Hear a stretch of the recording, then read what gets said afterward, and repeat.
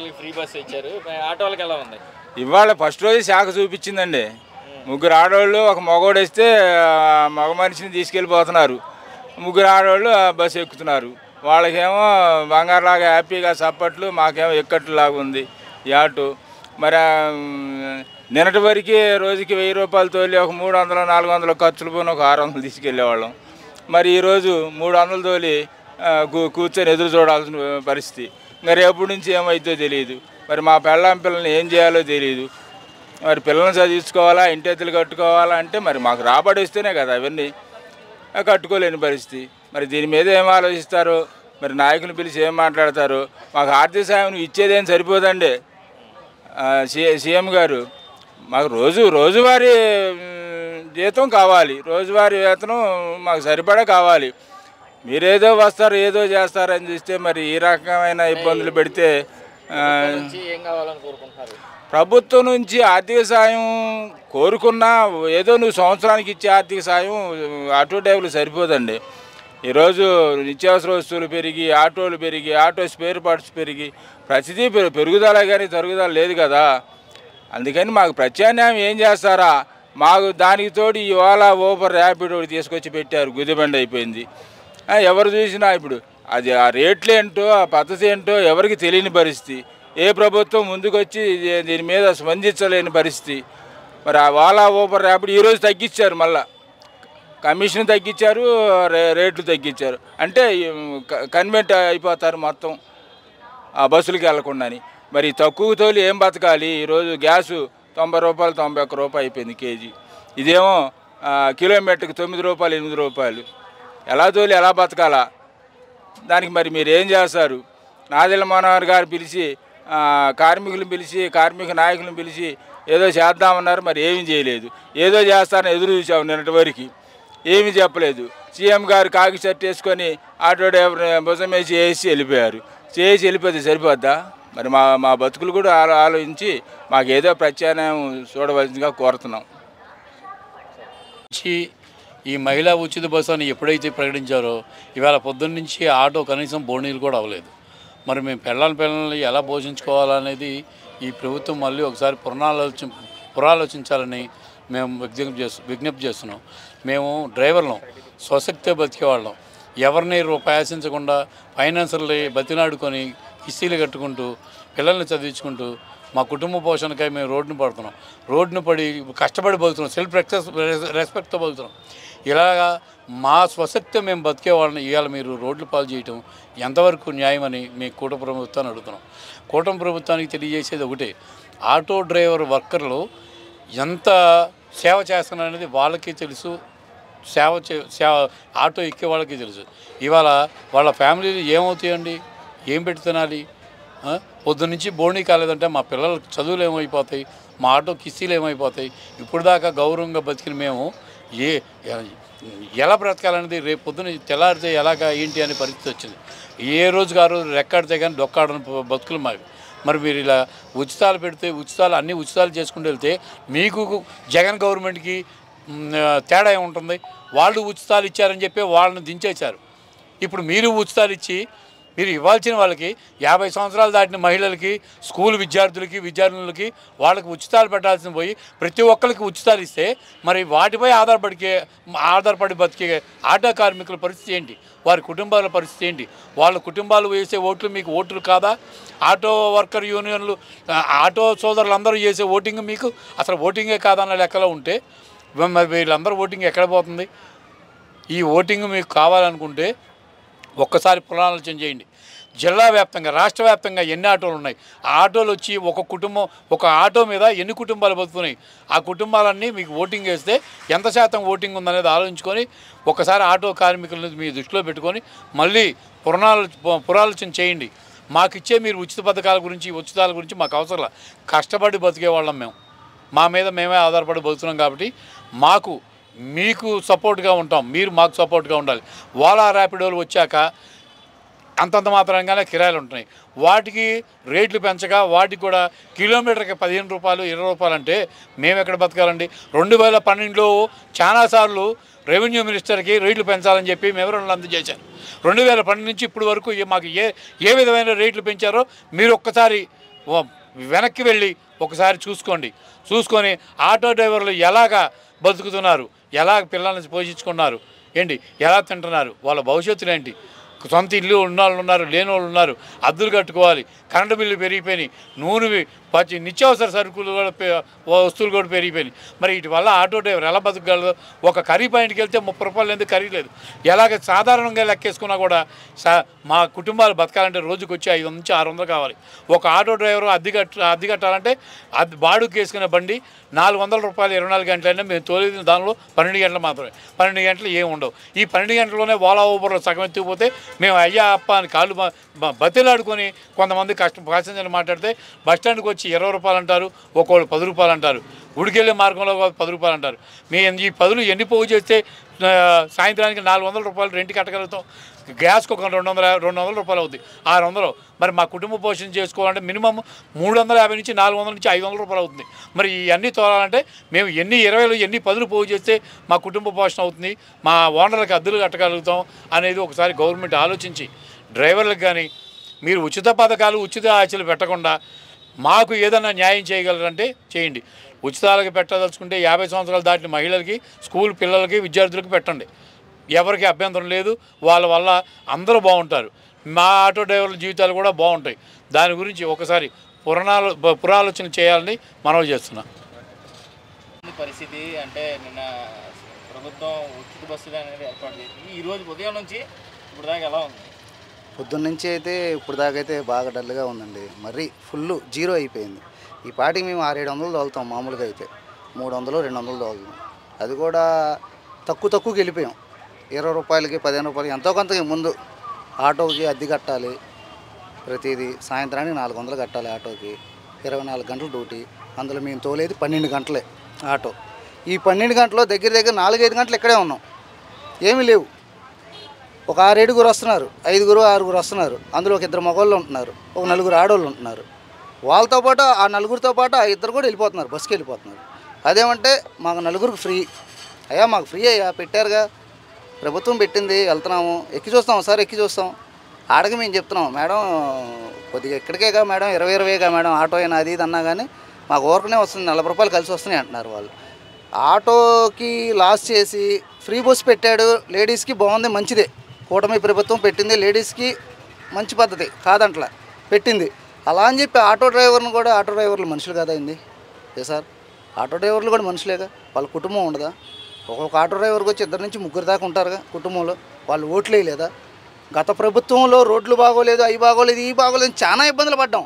రిపేర్లు అయ్యి, ఆటోల పరంగా రిపేర్లు అయ్యి నేనే దగ్గర 1 సంవత్సరం పడతా చాలా మంది చెప్పారు, రోడ్లు బాగోట్లేదు, ఈ ప్రభుత్వంలో ఇబ్బందులు పడుతున్నాము, సంపాదన లేదు, చాలా ఇబ్బందులు పడుతున్నాము అని కూడా అన్నీ చెప్పి ఈ కూటమి ప్రభుత్వం నచ్చి ఈయనకి ఓటేసాం మేము. నా బండిలో కూడా ఆయన పవన్ కళ్యాణ్ గారి ఫోటో కూడా ఉంటుంది ఆయనది. ఆయన మీద ఇష్టంతో కూడా వీలైనంతవరకు వేసాం. వీళ్ళు నిన్న బస్సు ఓపెన్ చేశారు, 3 కలిశారు. చంద్రబాబు గారు వెళ్ళారు అదే బస్సులో, లోకేష్ గారు వెళ్ళారు, మా పవన్ కళ్యాణ్ గారు ఆయన వెళ్ళారు అదే బస్సులో వెళ్ళారు. మాకేమైనా ప్రకటిస్తారేమో అని చూశాను. ఏ కాడికి ఉచిత బస్సు మహిళలు ఫ్రీయే, మంచిదే కాదంటలేదు సార్. వృద్ధులకు పెట్టండి, అదే మహిళలకి, కాలేజీ పిల్లలకి పెట్టండి, ఆడవాళ్ళకి ప్రిఫరెన్స్ ఎక్కువ ఇవ్వండి, చాలా బాగుంటుంది. మీ ప్రభుత్వంలో ఆడవాళ్ళకి ఎక్కువ ప్రిఫరెన్స్ ఇస్తారు కదా, ఫస్ట్ నుంచి ఉన్నదే కదా. ఆనాటి ఎన్టీఆర్ గారి నుంచి కూడా ప్రిఫరెన్స్ అనేది ఆడవాళ్ళకి ఎక్కువ ఇస్తారు. అలానే వాళ్ళకి ఇచ్చే వాటిలో వాళ్ళకు 100% ఇస్తాడు, మాకు ఒక 2% చూడండి, లేదా ఒక 3% చూడండి. మమ్మల్ని కూడా మాకేమైనా ప్రకటిస్తారేమో అని చూసాం. ఆటో డ్రైవర్లు మీరు దిగులు పడకండి, వాళ్ళు మేము బస్సు ఓపెన్ చేస్తున్నాము, ఫ్రీ బస్సు స్టార్ట్ చేస్తున్నాము, మీరు దిగులు పడకండి, మీకు కూడా న్యాయం చేస్తాను నేను అని ఒక మాట అనలా. అంతకుముందు అన్నారు ఆయన, డ్రైవర్లకే న్యాయం చేస్తాను, ఇబ్బంది పెట్టనన్నారు ఆయన. చంద్రబాబు గారు అన్నారు, లోకేష్ గారు అన్నారు, షర్ట్లు వేసుకున్నారు, కాకి షర్ట్లు వేసుకున్నారు, ఆటో ఎక్కారు. అంతెందుకు రీసెంట్గా ఒక 20 డేస్ 15 డేస్ ముందు ఆటో ఎక్కి ఒక ఇంట్లోకి వెళ్ళాడు ఆయన, తిరిగాడు, చూశాడు, పరిస్థితి అర్థం చేసుకున్నారు కాదంటే అలానే న్యాయం చేస్తారని చెప్పి ఆశిస్తున్నాం. కానీ ఒక్కసారిగా ఇంత జీరో అయిపోద్దని అనుకోలేదండి. ఒక్కరోజుకి ఇంత జీరో అయిపోద్ది అనుకోలేదు. ఏదైనా ఒక 9 రోజులకు, ఒక 2 నెలలకు ఒకరు ఇబ్బందులు పడతావేమో అనుకున్నాం, కానీ ఒక్క దెబ్బకి జీరో అయిపోయిందండి. రోజుకి వచ్చి 800 నుంచి 1000 రూపాయల దాకా. పొద్దున 8-9ంటికి వస్తాం సార్, సాయంత్రం 8ంటికో 7ంటికి వెళ్తాం. ఎటు వెళ్ళినా షేరింగే కానీ ఏదైనా కానీ ఎలా తోలుకున్నా 800-1000 రూపాయలు తోలుతాం. తోలినట్లు 200 గ్యాస్కి 300 గ్యాస్కి పోతాయి. ఒక 400 రూపాయలు రెంట్కి పోతాయి, మాకు ఒక 500-600 ఉంటాయి, లేదా ఒక 400 అన్న ఉంటాయి. సింపుల్ ఎలా వేసుకున్నా.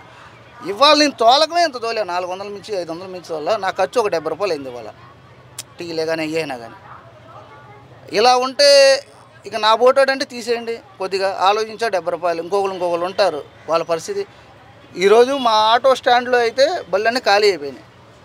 బళ్ళు ఇక్కడ పెట్టేసి ఇంటికి వెళ్ళిపోయారు అందరూ. ఒకేసారి ఇలా డౌన్ అవుద్ది అనుకోలేదు, ఇంత దారుణం అనుకోలేదు. ఆయన ఫ్రీ ఉచిత పథకాలు పెట్టి అలా చేశాడు. మీరు బాగు చేస్తారని చెప్పాక మీకు వేసాము. కాకపోతే మీరు సూపర్ 6 అన్నారు, అందులో భాగంగా మాట ఇచ్చారు కాబట్టి చేస్తున్నారు. చేయండి, మహిళలు మంచిగా చేస్తున్నారు కాదంట్లా. మమ్మల్ని కూడా ఆదుకోవాలి, ఆటో డ్రైవర్లు కూడా. ఓలా ఊబర్లో ర్యాపిడోలు, ఓలా ఊబర్ ర్యాపిడో ప్రైవేట్ కంపెనీలు అని చెప్పి మీ ప్రభుత్వమే ప్రోత్సాహం ఎక్కువ ఇచ్చింది. అదే ప్రభుత్వంలో కూడా వాటి రేట్లు పెంచలేదు. ఎటుపోయినా ఆటో డ్రైవరు ఇబ్బంది పడ్డాడు. 30 రూపాయలు ఉండే చోట 20 రూపాయలు ఇవ్వటం, ఓలాలో ఊబర్లో తక్కువ రేట్లు, వాడికేమో ఎక్కువ వెళ్ళటం అమౌంట్, ఆటో డ్రైవర్కేమో తక్కువ వెళ్ళటం. అలా వాటి కోసం ధర్నాలు చేసాం. కొద్దిగా రేట్లు పెంచండి అయ్యా అని ధర్నాలు చేసాం. అలా చేయలే, అలా రేట్లు పెంచలే. తీరా చూస్తే ఫ్రీ బస్సులు వదిలేరు. మరి మాకు కూడా మార్గం ఇవ్వాలి కదా, మీరు మార్గం చూపించాలి కదా. ఇప్పుడు ఈరోజు ఖర్చులేంటి, ప్రతి ఒక్కటి ఖర్చులేంటి. రోడ్లు బాగున్నాయి, అమ్మయ్య అనిపించింది మాకు. గత 7 నెలల నుంచి 8 నెలల నుంచి ప్రశాంతం తోలుకుంటున్నారు. రోడ్లు బాగున్నాయి, ల్యాండ్ ఆర్డర్ కానీ ట్రాఫిక్ కానీ సూపర్గా చేస్తున్నారు. విజయవాడ సిటీలో ఏదైనా పోలీసు వాళ్ళు బ్రహ్మాండంగా చేస్తున్నారు. ప్రతిదీ బాగుంది, అన్నీ బాగున్నాయి అనుకునేసరికి ఇలా పెట్టారు. ఈ పథకం పెట్టారు. ఆయన ఇప్పటి నుంచే చెప్తున్నాడు, 5-6 నెలల నుంచి కూడా. ఆగస్టు 15కి ఫ్రీ బస్సు అన్నారు కాదంట్లా. మాకు కూడా న్యాయం చేస్తే ఆ కూటమి ప్రభుత్వానికి దయచేసి చేతులెత్తి నమస్కారం చేస్తున్నాం. కూటమి ప్రభుత్వానికి, చంద్రబాబు నాయుడు గారికి, పవన్ కళ్యాణ్ గారికి, బీజేపీ ప్రభుత్వం, ఈ ముగ్గురికి కలిపి చెప్తున్నాం, మమ్మల్ని కూడా ఆదుకోండి సార్. మేము మనుషులమే, కొద్దిగా మమ్మల్ని కూడా చూసి ఆదుకోవాలని కోరుతున్నాను సార్. దానికి నా ధన్యవాదాలు తెలియజేస్తున్నాను. ఏమంటే ఇదివరకు పరిమితిని మించి ఆటోలు ఉన్నాయి విజయవాడ సిటీలో కానీ ఆంధ్రప్రదేశ్ మొత్తం మీద కానీ. ఇదివరకు పరిమితి అంటే ఒక 10,000 ఆటోలు ఉన్నాయి. ఇప్పుడు దాదాపు 70-80,000 ఆటోలు. అంటే జీవనోపాధి అంటే 1,2 లక్షల మంది జీవనోపాధి కోల్పోతున్నారు. అంటే దాంట్లో చదువుకున్న వాళ్ళు ఉన్నారు, డిగ్రీ చేసిన వాళ్ళు ఉన్నారు, గ్రాడ్యుయేట్స్ ఉన్నారు. అందరూ కూడా ఉద్యోగాలకు వెళ్లకుండా, ఉద్యోగాలు లేవు కంపెనీలు లేక. ఆంధ్రప్రదేశ్ మొత్తం మీద చూసుకున్నా డెవలప్మెంట్ చేసింది హైదరాబాద్ సిటీని డెవలప్మెంట్ చేశారు. దాన్ని చూసుకొని మన ఆంధ్రప్రదేశ్ కూడా డెవలప్మెంట్ అయినా ఆంధ్రప్రదేశ్గా చేద్దాం అనుకున్నారు. కానీ ఆంధ్రప్రదేశ్లో ఏ కంపెనీలు కట్టలేదు, ఏ గ్రాడ్యుయేట్ కూడా ఉద్యోగం చేయట్లేదు. అందరు డిగ్రీలు చేశారు, చదువుకున్నారు. ప్రతి ఒక్కరు కూడా మాకు ఉద్యోగం వస్తున్న ఆశతో ఉన్నారు. కానీ ఎవరికి కూడా ఏ కంపెనీలు పెట్టకపోవటం వలన అందరూ కూడా ఒక వృత్తిని ఎంచుకున్నారు. అదేంటంటే ఆటో. ఒక 20,000 కడితే ఆటో ఇచ్చేస్తున్నారు గవర్నమెంట్. అంటే బ్యాంకు ద్వారా కానీ ఏదన్నా కానీ మేము తోలుకోవచ్చు, బతకొచ్చు అనుకొని ఒక నెలకు వచ్చి 12,000 రూపాయలు కిస్తీ కట్టుతూ కొత్త బళ్ళు, పాత బళ్ళని పోయినాయి, డీజిల్ బళ్ళని తీసేశారు ఆల్రెడీ. ఇప్పుడు గ్యాస్ అన్నారు. పొల్యూషన్ పరంగా చూసుకుంటే గ్యాస్ బళ్ళు మేము అందుబాటులో తెస్తుంది. పొల్యూషన్ వల్ల అనేక రకాలుగా రోగాలు వస్తున్నాయి సిటీలోనని చెప్పని ఆ సిటీలో ఉన్న డీజిల్ బళ్ళు తీసేసి ఇప్పుడు గ్యాస్ బళ్ళు పెట్టారు. గ్యాస్ 14 రూపాయల నుంచి ఇప్పుడు 90 రూపాయలకు వెళ్ళింది గ్యాస్ ధర. తీరా చూస్తే ఓలా ఊబర్ వలన అనేక రకాలుగా 20 రూపాయలు 30 రూపాయలు కిరాయిలు వాళ్ళే కేటాయించుకొని వాళ్ళే ఓలా ఊబర్లో పంపిస్తున్నారు కిరాయిల్ని. అంటే ఆ సాధారణ ఆటో కిరాయి కట్టుకునే ఉద్దేశం కూడా లేకుండా, మేము బతుకుతాంలో ఆలోచన లేకుండా, ఉద్యోగం ఎందుకు మానేసి ఎందుకు వెళ్ళలేదు ఉద్యోగాలు అంటే, ఉద్యోగాలు లేవంటే కంపెనీలు ఎక్కడ పెట్టారు? ఇప్పుడు గత ప్రభుత్వం నుంచి కూడా చంద్రబాబు నాయుడు అమరావతి డెవలప్మెంట్ చేస్తున్నా అన్నారు. ఆంధ్రప్రదేశ్లో ఎక్కడైనా ఒక కంపెనీ కట్టారా? పలానా ఉద్యోగాలు ఇచ్చారా ఎవరికన్నా? ఇప్పుడు వైఎస్ రాజశేఖర రెడ్డిగా ఇప్పుడు జగన్ గారు వచ్చారు. జగన్ గారు వచ్చి ఏం చేశారు? 5,000 రూపాయలకు వాలంటీర్ని పెట్టారు. అంటే వాలంటీర్ అంటే దాని జీవితం, మనిషి జీవితం అంతా సగటున అతనికి కావాల్సిన ఆదాయం ఎంత? నెలకు వచ్చి 10,000 రూపాయలు అయిపోతాయి. అతని సాలరీకి మామూలుగా వెళ్తే బస్సు ఎక్కి వెళ్ళినా ఆటో ఎక్కి వెళ్ళినా 100 రూపాయలు డైలీ ఖర్చు అయిపోద్ది. ఇంట్లో భోజనం లెక్కేసుకున్నా 100 రూపాయలు అయిపోతాయి. అంటే 200 రూపాయలు. అతను ఇచ్చిన ఆదాయం అంతా 5,000 రూపాయలు శాలరీ వాలంటీర్ కింద. వాలంటీర్ని పెట్టారు. ఆ వ్యవస్థ బాగాలేదు, మేము ఉద్యోగాలు ఇస్తాము, మేము ఆటో కార్మికులు 15,000 వేస్తాము, మాకు ఓటు వేయండి, మేము చొక్కా వేసుకున్నాము, మేము ఆటో డ్రైవర్లు ఆదుకుంటామన్నారు. ఇదివరకు వైఎస్ రాజశేఖర రెడ్డి జగన్ గారు ఏం చేశారు? 10,000 రూపాయలు సంవత్సరం ఉపాధి కింద 10,000 రూపాయలు వేశారు. ఎందుకంటే అవి కూడా దేనికి వేశారు? బ్రేక్ ఇన్సూరెన్స్ కట్టుకోలేకపోతున్నారు కాబట్టి మీరు సంవత్సరానికి మీరు ఇస్తే వాడేసుకుంటారు. మీరు ఆ బ్రేక్ ఇన్సూరెన్స్ చేయించుకోండి, దానివల్ల మీరు వృద్ధి పొందండి, వచ్చిన ఆదాయంలో మీరు తోలుకొని బతకండి మీ పిల్లలతో అని చెప్పి ఇన్సూరెన్స్ బ్రేక్ కింద 10,000 రూపాయలు వేశారు. ఆయన వేసాడు కదా, మేము ఎలా వేస్తాము? మేము కూడా 15,000 రూపాయలు ఇస్తాం మీ వృత్తి కింద అని చెప్పి అన్నారు. ఇప్పుడు 14 నెలలు అయిపోయింది వచ్చి. ఏ వృత్తి కింద ఒక ఆటో డ్రైవర్కి ఒక 10,000 రూపాయలు పడింది కానీ ఏ రూపాయలు కూడా కనబడలేదు. ఇప్పుడు ఉద్యోగాలు లేక ఆటోలు తోలుతున్నారు. ఇప్పుడు 1,00,000 మంది అంటే 2 లక్షల మంది ఆటో డ్రైవర్లు అయ్యారు. వాళ్ళ జీవనోపాధి ఎలాగా, వాళ్ళకి ఏమైనా ఉద్యోగాలు ఇస్తారా? ఆటోలు తీసుకెళ్ళి మరి ఫైనాన్స్ మీద తీసుకున్నారు అందరూ. నెలకు వచ్చి 12,000 కట్టాలా, 10,000 కట్టాలా, 9,000 కట్టాలా. ఇప్పుడు 2015లో జీవో పాస్ చేసి 2010 నుంచి ఉన్న బళ్ళు తీసేస్తామన్నారు. మళ్ళీ అయ్యి బ్రేకులు చేయట్లేదు. ఆటో డ్రైవర్ కేసులు రాస్తారు మామూలుగా. ఈ 1 వే ట్రాఫిక్లో 1,150 రూపాయలు టోకెన్, మళ్ళీ ఇది కేసు నో 1 వేలో వెళ్తే. దాన్ని బట్టి చూస్తే అనేక రకాలుగా ఇబ్బంది పడుతున్నారు. ఈ కేసులే కట్టుకోవాలి, ఇళ్ళల్లో పిల్లల్ని చదివించుకోవాలా, మరి అలా ఎలా బతకాలి? ఉద్యోగాలు చూపించే యోగ్యత లేక ఆటో పట్టుకున్నారు. ఈ రోజున చూస్తే ప్రైవేట్ బస్సులు మామూలుగా ఈ ఫ్రీ బస్సులు ఓపెన్ చేశారు. ఈ ఆటో డ్రైవర్లు జీవనోపాధి ఎలా బ్రతకాలి, ఎలా జీవించాలి? మరి వాళ్ళ పిల్లలు వీళ్ళలాగా ఉన్న వాళ్ళ పిల్లలాగా బతకాలంటే ఆటో డ్రైవర్ కూడా కష్టపడుతున్నాడు. ఏ పని పాట లేకుండా, ఉద్యోగం చేయకుండా ఆటో తోలుకుందాం, మనకెందుకులే వాళ్ళకేదో పని చేయడం అనుకొని ఏక వ్యక్తిగా ఏర్పాటు చేసుకోవచ్చు అనుకొని తీసుకున్న నిర్ణయం ఆటో డ్రైవర్ జీవితం. ఈ రోజున ఆటో డ్రైవర్ జీవితం ఎలా ఉందంటే చాలా దారుణంగా ఉంది. మరి వాళ్ళని గవర్నమెంట్ ఎలా ఆదుకుంటుందో మరి వాళ్ళకి నిర్ణయం కింద ఆ పవన్ కళ్యాణ్ గారు, లోకేష్ గారు, చంద్రబాబు నాయుడు గారు మీరే ఆలోచించాలా. ప్రతి విషయాన్ని కూడా మీరే క్షుణ్ణంగా పరిశీలించండి సార్. ఎందుకంటే ఆడవాళ్ళకు ఉచితంగా బస్సులు పెట్టారు, బాగానే ఉంది. ప్రతి కుటుంబానికి ఫ్యామిలీ ఉన్నారు. ప్రతి కుటుంబాన్ని పోషించుకోవాలంటే ఆటో డ్రైవర్ కష్టపడితేనే కానీ అతని 24 గంటల్లో 12 గంటలు డ్యూటీ చేసి తినక తన పిల్లలు తాను చదివించుకోవాలా. మరి వాళ్ళు డెవలప్మెంట్ అవ్వాలంటే వాళ్ళ చదువులు ఉండాలి. చదువులకు వెళ్ళాలంటే 1వ తరగతి నుంచి డిగ్రీ దాకా చేయించాలంటే ప్రైవేట్ కాలేజీలో 40,000 రూపాయలు ఫీజులు కట్టాలా ఇంటర్మీడియట్ చేయించాలంటే. ఈ గవర్నమెంట్ కాలేజీల్లో చెప్పట్లేదు, మేము ప్రైవేట్ కాలేజీలో పెట్టుకున్నామని చెప్పని గవర్నమెంట్ కాలేజీలు మానిపించే సగం వరకు ప్రైవేట్ కాలేజీలో వైపే మొగ్గు చూపుతున్నారు. అంటే గవర్నమెంట్ కాలేజీ సక్రమంగా చెప్తే ప్రైవేట్ కాలేజీలకి 40,000 50,000 కట్టాల్సిన అవసరం లేదు కదా సార్. ఓవరాల్గా ఏమంటారు అంటే ప్రభుత్వాన్ని ఏ రకంగా డిమాండ్ చేద్దాం అనుకుంటారు? ఏమంటే ఆటో డ్రైవర్ ఉద్యోగం చేయకుండా ఆటోనే ఎంచుకున్నాడు సార్. ఇప్పుడు ఆటో డ్రైవర్ జీవనోపాధి ఎలా ఉంది? మరి ఈ ఆటో ఎక్కితేనే రోజుకి వచ్చి 700 800 తోలుకుంటేనే గ్యాస్ కట్టించుకోవాలా, ఫైనాన్స్ కట్టాలా 10,000 రూపాయలు నెలకు వచ్చి. ఈ ఫైనాన్స్ కట్టకపోతే కిస్తీ కట్టకపోతే బండి తీసుకెళ్ళిపోతారు ఫైనాన్సర్. ఈ రోజు ఎలా ఉంది? నిన్నే కదా ప్రవేశపెట్టింది. ఈ రోజు ఎంత తోలేరు మీరు? మేము 130 రూపాయలు తోలేను సార్. ఒక కిరాయి కట్టాను నేను. ఇంకంతకని ఎక్కువ తోలలేదు. ఇక నుంచొని కాళ్ళు బిగుతున్నాయి. అన్నం తినలేదు, ఏం తినలేదు. ఏం చేయాలని ఆలోచిస్తున్నాం. ఈ బండి ఏడు పెట్టేసి వెళ్ళిపోతే మళ్ళీ ఏం పని చేస్తే ఏం పని ఎత్తుకోవాలి? మేము MBA డిస్కంటిన్యూ చేసాం 2002లోనే. నేను ఆటో వృత్తిని ఎంచుకున్నాను. ఇప్పుడు దగ్గర 23 సంవత్సరాలు అవుతుంది. నాకు ఎటువంటి ఉపాధి కల్పించలేదు. అందువల్ల మేము ఆటో తోలుకుని ఆటో మీద జీవనోపాధి సాగించుకుంటున్నాను.